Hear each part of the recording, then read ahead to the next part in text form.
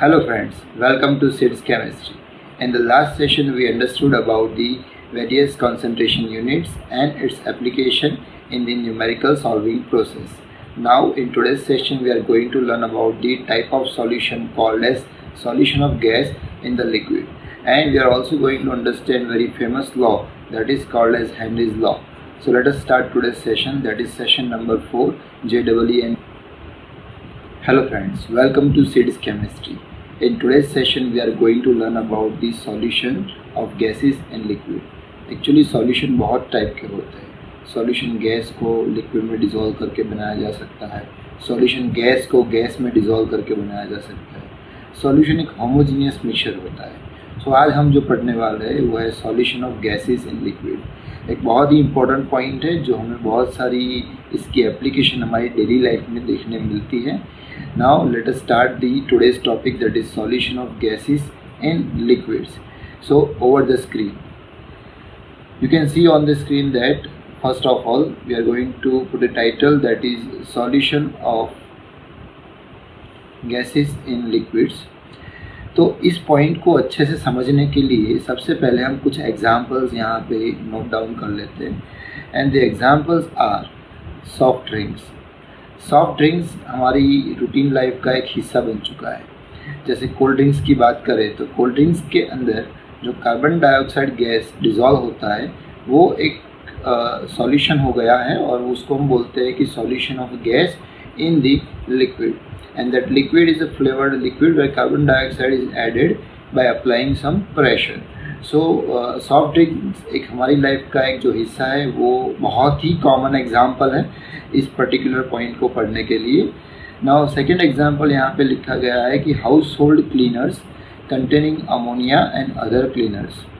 सो house hold cleaners का मतलब ये होता है कि हमारे घर के अंदर फ्लोर क्लीनिंग के लिए हम जो लिक्विड्स यूज़ करते हैं उसके अंदर अमोनिया गैस डिज़ोल्व किया जाता है.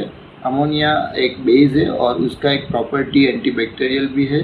सो कुछ ऐसे लाइक माइक्रो ऑर्गेनिजम्स होते हैं जिसको किल करने के लिए उसकी एप्लीकेशन होती है, and therefore it is added in household cleaners. हालांकि गैस को क्लीनर्स के अंदर डिज़ोल्व किया गया है तो इसको भी हम बोलेंगे कि गैस का प्रोपोर्शन लिक्विड में डिज़ोल्व किया गया है, and therefore it is also a solution called as gases in liquid. The other example we can take, that is formalin. Formalin एक ऐसा सॉल्यूशन है जिसको हम बोलते हैं near about 40% solution of formaldehyde in water. So ये 40% concentration इसके लिए मेंटेन किया जाता है कि ताकि कुछ ऐसे बायोलॉजिकल स्पीसीज़ को लॉन्ग टर्म तक प्रिवेंट करने के लिए, प्रोटेक्ट करने के लिए, फंगल अटैक से बचाने के लिए ये बनाया जाता है. और मोस्टली बायोलॉजिकल सैंपल्स को लॉन्ग टर्म के लिए प्रिजर्व करना है तो आप फॉर्मेलिन में उनको रख दीजिए, and they will be protected against the micro organism obtain from the surroundings. So formalin भी एक ऐसा एग्जांपल है जहाँ पे आप इसको यहाँ पे कोट कर सकते हैं. एंड उसके बाद का एग्जांपल यहाँ पे जो लिखा गया है, that is natural water which have dissolved oxygen present in it. हम जो पानी पीते हैं उसके अंदर भी ऑक्सीजन प्रेजेंट होता है, और जो ऑक्सीजन प्रेजेंट होता है उसकी मात्रा कम या ज़्यादा हो सकती है डिपेंडिंग ऑन डिफरेंट कॉन्टिनेंट्स. जैसे कोई हॉट कॉन्टिनेंट होगा तो वहाँ पे ऑक्सीजन की मात्रा कम हो सकती है, because gases generally get less solubility in hot area than the in cold area. So इन चीज़ों को हम आगे समझने वाले हैं, बट बिफोर दैट इस आइडिया को ज़्यादा क्लियर करने के लिए हमने कुछ एग्जांपल्स यहाँ पे ले लिए, and they are the routine life examples where we can discuss the solutions of gases in liquids. Now हमें इस पॉइंट को ज़्यादा क्लियर करने के लिए सबसे पहले कुछ फैक्टर्स को डिस्कस करना पड़ेगा, और वो फैक्टर्स क्या होते हैं. And the factors are generally responsible for the solubility of gases in the liquids. So इन फैक्टर्स को यहाँ पे एक बार हम नोट डाउन कर लेते हैं. The first factor is that nature of gas and the solvent. Second factor is temperature, and third factor is pressure. So nature of gas and solvent का मतलब क्या है. several gases are called as polar gases and several gases are called as non-polar gases. So for example helium gas है, तो helium एक monoatomic gas है जिसको हम नॉन पोलर गैस बोलते हैं. फॉर एग्जांपल हाइड्रोजन गैस, तो hydrogen is a non polar gas. For example oxygen gas, it is a non polar gas. ये सारे जो नॉन पोलर गैसेस है उनकी पोलर सॉल्वेंट में सॉल्युबिलिटी कम होती है. जैसे वाटर ले लिया, तो वाटर के अंदर हीलियम की सॉल्युबिलिटी कम होगी because water is a polar solvent while the helium is a non polar gas. इसके ऑपोजिट देखा जाए तो हम कुछ पोलर गैस के एग्जांपल लेते हैं. For example HCl. HCl is a hydrogen chloride gas which has a more solubility in water because it is a polar and water is also a polar gas. Similarly, you can take example of ammonia. Ammonia is a polar gas and water is a polar gas. So they will be having a good solubility.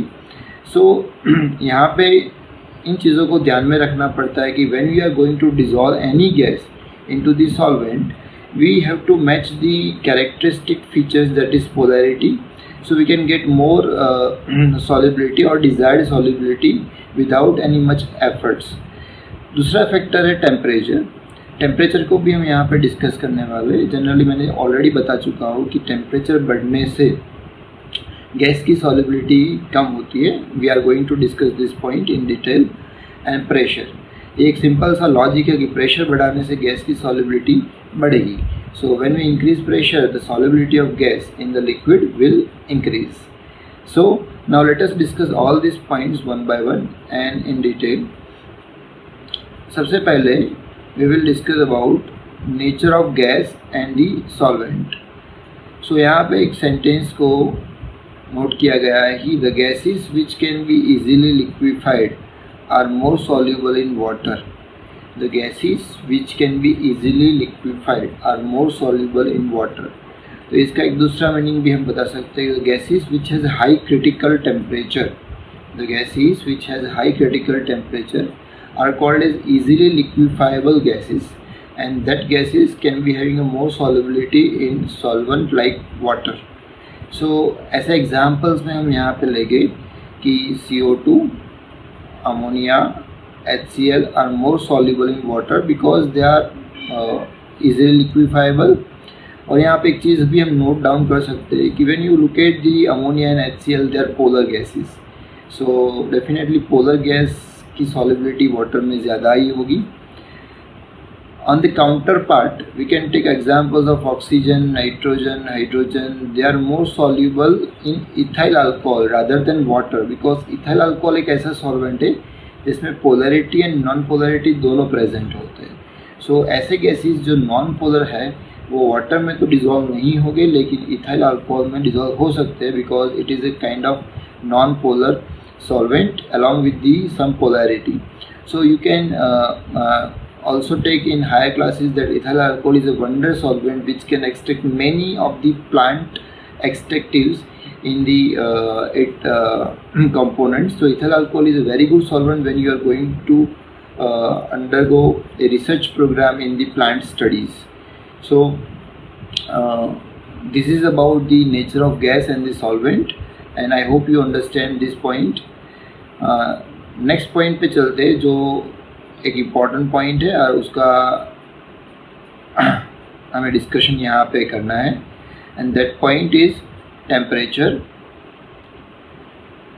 Generally dissolution एक ऐसी process है जो exothermic process होती है. When a gas get dissolve in the water some heat is getting liberated and that heat is getting liberated, the process we call as exothermic process. So dissolution is a process which is called as exothermic process, and therefore as per the equilibrium and Le Chatelier's rule, when you increase temperature, definitely solubility of most gases decreases. इसका reason ये होता है कि when a reaction is exothermic and you are increasing temperature, so heat component will increase, and that heat component will backflow the reaction, and therefore the gases will get undissolved and they will come out. इसको एक simple तरीके से भी समझा जा सकता है कि जैसे gases, they are highly mobile molecules in it, and they get kinetic energy from the heat. When you increase heat, वो काइनेटिक एनर्जी को ग्रैब कर लेते हैं, एंड दैट मोशन और kinetic energy will allow them to move more faster as compare to the previous condition. So पहले के comparison में वो मोर फास्टर मूवमेंट करने लगे, ज़्यादा फास्ट मूवमेंट करने लगे। सो उनको लिक्विड की सरफेस छोड़ के जाने में बहुत टाइम नहीं लगेगा। So immediately they will leave from the surface of the water और surface of the solvent, and therefore the solubility get decreases. So एक तो एक्सोथर्मिक प्रोसेस हो गया, दूसरा काइनेटिक एनर्जी उनकी बढ़ जाती है, तो दे will leave the surface. There are the two basic reasons why the temperature increases and solubility of gases decreases. इनको समझने के लिए एक सिंपल सा एग्जांपल हम ले सकते हैं। आप ये एग्जांपल घर पे भी ट्राई कर सकते हैं। जैसे कि आपने कोल्ड ड्रिंक ले लिया, कोल्ड ड्रिंक्स के आप कोई भी एक कोल्ड ड्रिंक ले लो और उसके 2 ग्लासेस आप उसको लेके फिलअप कर लीजिए। एक ग्लास को आप रेफ्रिजरेटर में रख दीजिए और एक ग्लास को आप बाहर ओपन एरिया में रख दीजिए, and after 1 hour you experience the carbon dioxide present in it by drinking it. आपको ड्रिंक करने से कार्बन डाइऑक्साइड की प्रेजेंस मालूम पड़ जाएगी।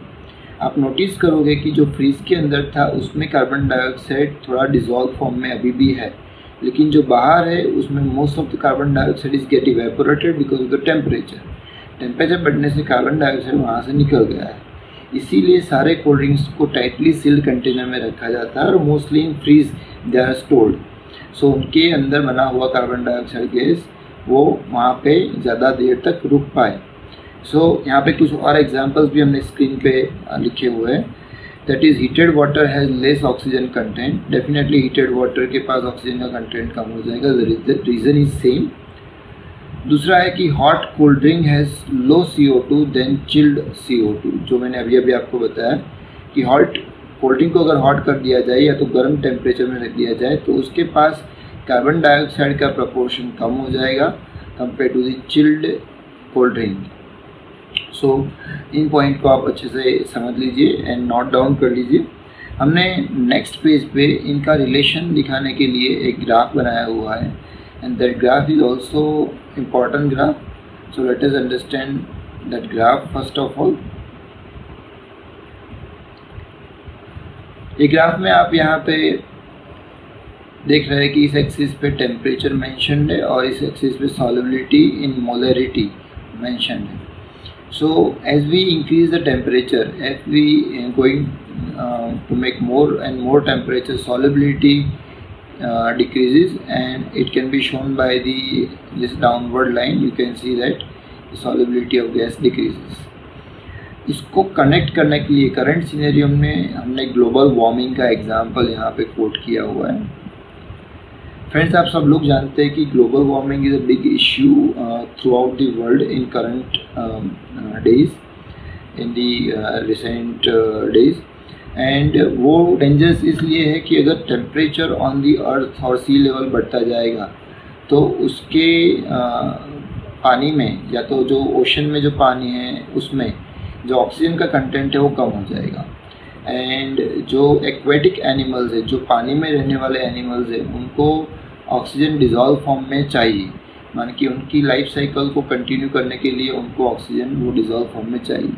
But because of global warming, the whole area temperature is increases, and therefore the dissolved oxygen is liberated in the atmosphere, and because of that the aquatic animals will not get sufficient oxygen and they may die because of such a condition. So global warming is not an issue only for the human being, it is also an issue for the aquatic animals and all other animals. There are so many factors associated it, but यहाँ पे हमने उस point को इसलिए लिया है कि ताकि हम टेम्परेचर की इफेक्ट को यहाँ पे कनेक्ट कर पाए। Now let us understand very important point, that is pressure.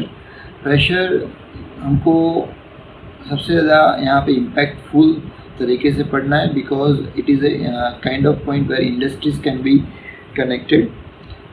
So first of all, this is very most important factor which influences the solubility of gas in liquid, and इसको समझाने के लिए Henry named scientist has given the law. The law is that the solubility of gas in liquid is directly proportional to the pressure of the gas. over the solution at a definite temperature. The solubility of gas, कोई भी gas की solubility इन चीज़ों पे depend करती है कि आप कितना प्रेशर उनको देते हो। ज़्यादा उस गैस का प्रेशर लगाया गया तो उस गैस का कॉन्टेक्ट लिक्विड के सरफेस से ज़्यादा होगा and therefore it will easily get into the liquid or easily get dissolved. So as you increase the temperature, solubility increases. यहाँ पे जो solubility है उनको अलग अलग तरीके से मेंशन किया जा सकता है। solubility को molarity में लिया जा सकता है, solubility को mole fraction में लिया जा सकता है। To better understand and to better connect with the NCERT textbook, we have taken the example of mole fraction. However, you can take example of mole per liter or molarity as a solubility. So as per the law, we already said that pressure is directly proportional to the concentration and solubility, you can say. So pressure is directly proportional to the mole fraction of that particular gas in the solution. आप जितना pressure बढ़ाओगे उस gas का उस liquid solution के अंदर mole fraction यानी कि proportion बढ़ता जाएगा और इसको P is proportional to X के तरीके से मेंशन किया गया है। इसको सिंप्लीफाई करेंगे तो हमें ऐसा लिखना है कि P is equal to KH into X, where P is equal to pressure of the gas, KH is equal to Henry's constant and X is equal to mole fraction, और you can say simply solubility. Solubility or mole fraction, they are synonymous to each other. Now on what points the value of KH depends, तो उसको हमें discuss करना है। So value of KH depends on which is we call Henry's constant. Number one, nature of gas. So gas polar है, non polar है, कितना उसका critical temperature है, उस चीज़ों पे KH की वैल्यू डिपेंडेंट है। Every gas is a different KH value. Nature of solvent, solvent भी सिमिलरली पोलर है, नॉन पोलर है, उस पर भी ये चीज़ें डिपेंड करती है कि वैल्यू ऑफ KH क्या होगा। Third is temperature, definitely temperature बढ़ने से KH की वैल्यू बढ़ती है। Remember this point, when you increase temperature the value of KH और Henrys constant will increase. and unit of pressure, on which unit you are taking, that also differ the value of KH, because KH का unit भी pressure का unit जो होगा वही होगा और उसके अकॉर्डिंगली उनकी वैल्यू भी चेंज होती रहेगी। हम यहाँ पे JEE के सेक्शन में एक इम्पॉर्टेंट फॉर्मूला जो आपको न्यूमेरिकल्स में या तो कुछ कनेक्शंस में पूछा जा सकता है। As we know that solubility is directly proportional to the pressure, we can have two different solubilities and two different pressures. So हम इसको एक फार्मूला के फॉर्म में कन्वर्ट कर सकते हैं कि solubility of one gas is directly proportional to the pressure of that one gas, and if you increase the pressure, solubility will get increased.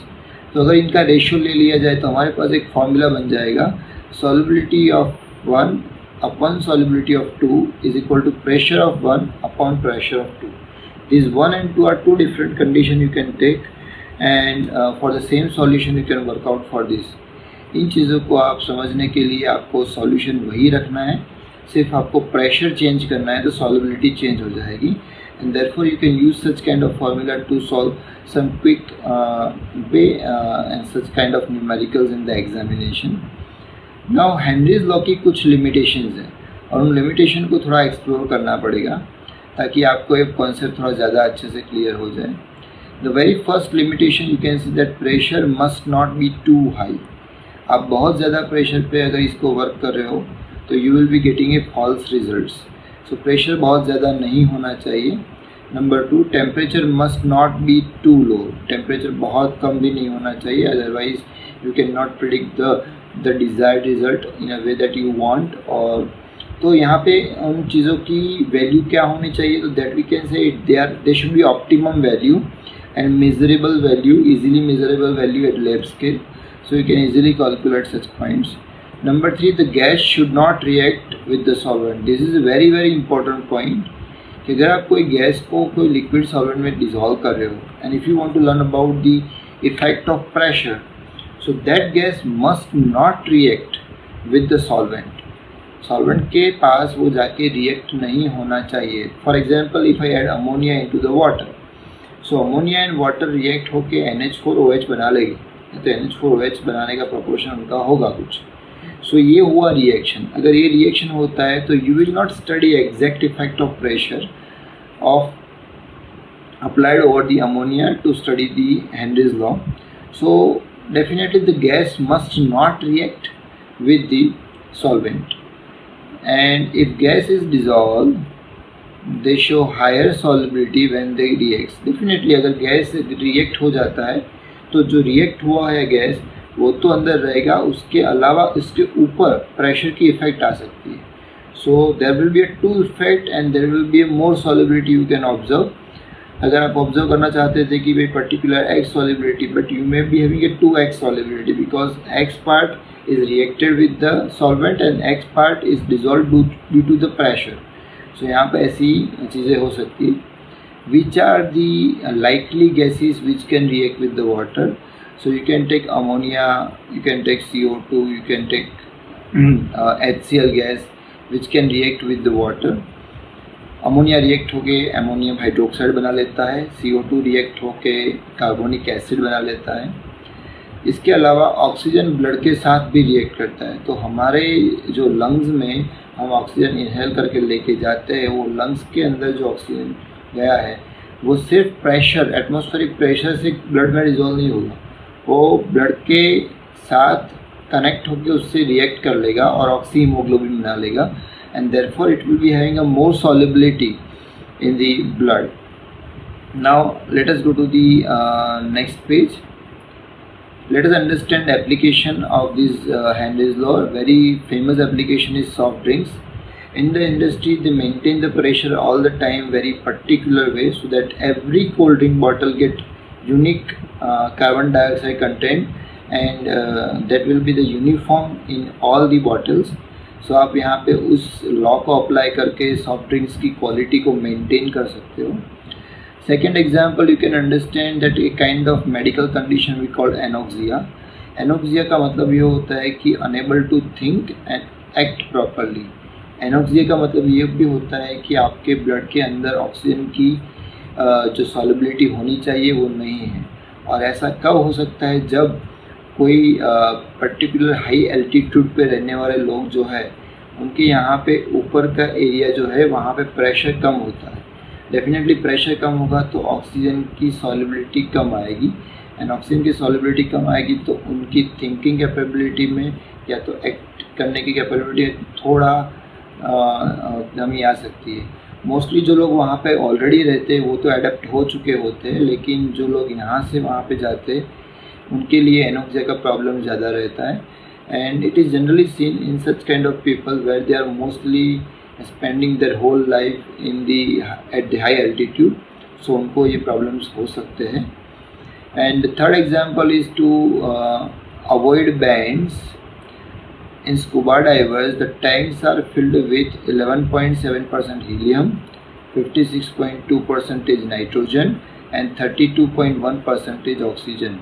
ये फ्रेंड्स, जब कोई स्कूबा डाइवर बहुत deep inside the sea travel करता है या तो research करने के लिए जाते हैं, तो उनके पास एक बॉटल होती है और उस बॉटल के अंदर इन गैसेस का मिक्सचर भरा जाता है ताकि उनको अंदर जाने के बाद सफिशिएंट अमाउंट में सफिशिएंट प्रेशर से ऑक्सीजन मिलता जाए. यहाँ पे दूसरे गैसेस भी मिक्स किए गए हैं ऑक्सीजन के अलावा, वो एक प्रेशर की कंडीशन को बनाए रखने के लिए इंट्रोड्यूस किए गए हैं. So that kind of thing can be work out when they are doing such experiments. So scuba diver जो टैंक लेके जाते हैं उनमें प्रेशर की कंडीशन बनाए रखने के लिए ये गैसेस को मिक्स किया जाता है. अगर इसको नहीं करते तो एक मेडिकल कंडीशन अराइज हो सकती है जिसको हम बोलते हैं बैंड्स, क्योंकि गैस प्रेशर के कारण डिज़ोल्व तो हो जाएगा लेकिन कुछ गैसेस ऐसे हैं जो डिज़ोल्व होने के बाद जल्दी से बाहर नहीं आते. स्कूबा डाइवर जब नीचे से ऊपर की ओर आते हैं तो गैसेस बाहर आने की टेंडेंसी रखते हैं. जितने प्रेशर से वो डिज़ोल्व हुए थे उतना प्रेशर कम होने से वो बाहर आने का ट्राई करेंगे. लेकिन कुछ गैसेस लाइक नाइट्रोजन जो जल्दी से बाहर नहीं आ पाएगा तो वो ब्लड का बॉइलिंग करेगा. एंड ब्लड का boiling is a very painful condition and sometime it is a death causing condition also, जिसको हम बैंड्स बोलते हैं. उसको अटकाने के लिए ये मिक्सचर ऑफ गैसेस प्रोवाइड किए गए जो स्लोली प्रेशर को बढ़ाते हैं एंड स्लोली रिलीज करते हैं ताकि वो कंडीशन को अवॉइड किया जा सके। यहाँ पे हमें एक और पॉइंट नोट करना है, gases are less soluble in aqueous solution of electrolytes. Remember, gases are less soluble in aqueous solution of electrolyte and also non electrolyte.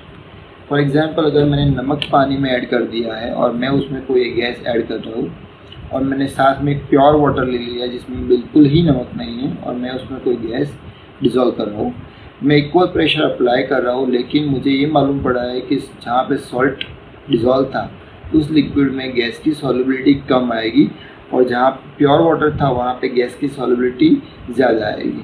This is because back bouncing the gas, already the space is not available to make it more soluble. तो थोड़ा interaction का point है यहाँ पे, इसके कारण वो soluble नहीं होते। सिमिलरली अगर शुगर जो नॉन इलेक्ट्रोलाइट है उसको डिज़ोल्व किया है तो भी आपको सेम इम्पैक्ट मिलेगी, माने कि gases are not very much soluble where they are already having a kind of electrolytes or non-electrolyte present inside. So अगर आपको रिसर्च पॉइंट के ऊपर इसको डिस्कस करना है तो आपको इन सारे लिमिटेशंस को एंड कुछ नोट पॉइंट्स को याद रख के एक्सपेरिमेंट को सेटअप करना पड़ेगा। Then only you can understand a perfect Henry's law which is very useful in different techniques as you have seen in the applications. Now we keep up this session up to this point. इस point से आपको बहुत सारे छोटे मोटे questions connection करके पूछे जा सकते हैं। आपको P = kh/x जो फॉर्मूला बना हुआ है हेनरीज लॉ उसके थ्रू भी न्यूमेरिकल पूछे जा सकते हैं। और एक और फॉर्मूला मैंने आपको यहाँ पे एडिशनली करवाया है, सॉल्युबिलिटी 1/सॉल्युबिलिटी 2 = प्रेशर ऑफ 1/प्रेशर ऑफ 2। उसको भी अच्छे से याद रख लीजिए ताकि आप इसको भी क्रैक कर पाए।